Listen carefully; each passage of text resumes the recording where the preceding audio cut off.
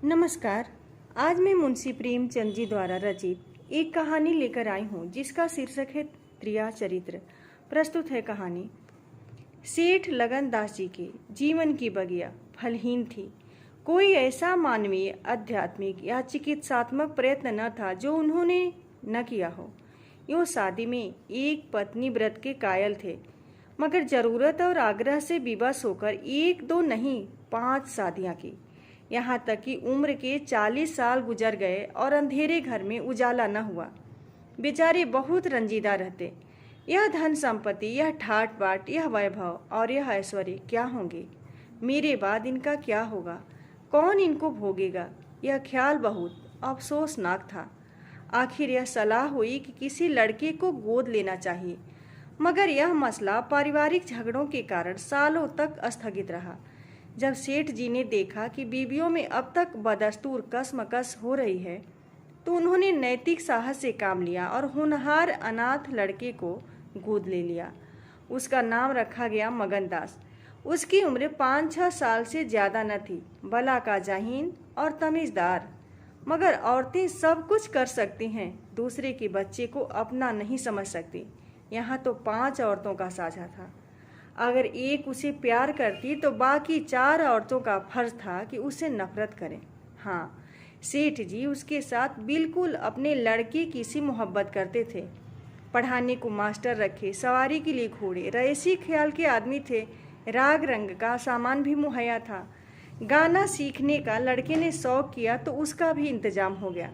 मगर गरज जब मगन दास जवानी पर पहुंचा तो रईसाना दिलचस्पियों में उसे कमाल हासिल था। उसका गाना सुनकर उस्ताद लोग कानों पर हाथ रखते, सहसवार, ऐसा कि दौड़ते हुए घोड़े पर सवार हो जाता। डील डौल शक्ल सूरत में उसका सा अलबेला जवान दिल्ली में कम होगा। शादी का मसला पेश हुआ। नागपुर के करोड़पति सेठ मक्खनलाल बहुत लहराए हुए थे। उनकी लड़की से शादी हो गई। धूमधाम का जिक्र किया जाए तो किस्सा वियोग रात से भी लंबा हो जाए। मक्खनलाल का उसी शादी में दिवाला निकल गया। इस वक्त मगन दास से ज़्यादा ईर्ष्या करने के योग्य आदमी और कौन होगा? उसकी जिंदगी की बहार उमंगों पर भी और मुरादों के फूल अपनी शबनमी ताजगी में खिल खिलकर हुस्न और ताजगी का समा दिखा रहे थे। मगर तकदीर की देवी कुछ और ही सामान कर रही थी। वह सैर सपाटे के इरादे से जापान गया हुआ था कि दिल्ली से खबर आई कि ईश्वर ने तुम्हें एक भाई दिया है। मुझे इतनी खुशी है कि ज़्यादा अरसे तक जिंदा न रह सकूं। तुम बहुत जल्द लौट आओ।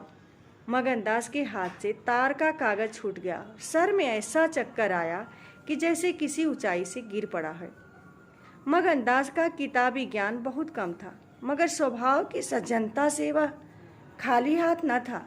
हाथों की उदारता ने जो समृद्धि का वरदान है, हृदय को भी उदार बना दिया था। उसे घटनाओं की इस काया पलट से दुख तो जरूर हुआ, आखिर इंसान ही था। मगर उसने धीरज से काम लिया और एक आशा और भय की मिली जुली हालत में देश को रवाना हुआ। रात का वक्त था। जब अपने दरवाजे पर पहुंचा तो नाच गाने की महफिल सजी देख उसके कदम आगे न बढ़े, लौट पड़ा और एक दुकान के चबूतरे पर बैठकर सोचने लगा कि अब क्या करना चाहिए। इतना तो उसे यकीन था कि सेठ जी उसके साथ भी भलमनसी और मोहब्बत से पेश आएंगे, बल्कि शायद अब और भी कृपा करने लगे। सेठानियाँ भी अब उसके साथ गैरों का सा बर्ताव न करेंगी। मुमकिन है मजली बहू जो इस बच्चे की खुशनसीब माँ थी उससे दूर दूर रहें, मगर बाकी चारों सेठानियों की तरफ से सेवा सत्कार में कोई शक नहीं था। उनकी डाह से वह फायदा उठा सकता था। ताहम उसके स्वाभिमान ने गवारा न किया कि जिस घर में मालिक की हैसियत से रहता था, उसी घर में अब एक आश्रित की हैसियत से जिंदगी बसर करे। उसने फैसला कर लिया कि अब यहाँ रहना मुनासिब है, ना मसलहत। अब आगे की कहानी मैं अगले वीडियो में लेकर आऊँगी। आप मेरे चैनल को अगर सब्सक्राइब नहीं किए हैं तो सब्सक्राइब ज़रूर करने का कष्ट कीजिएगा।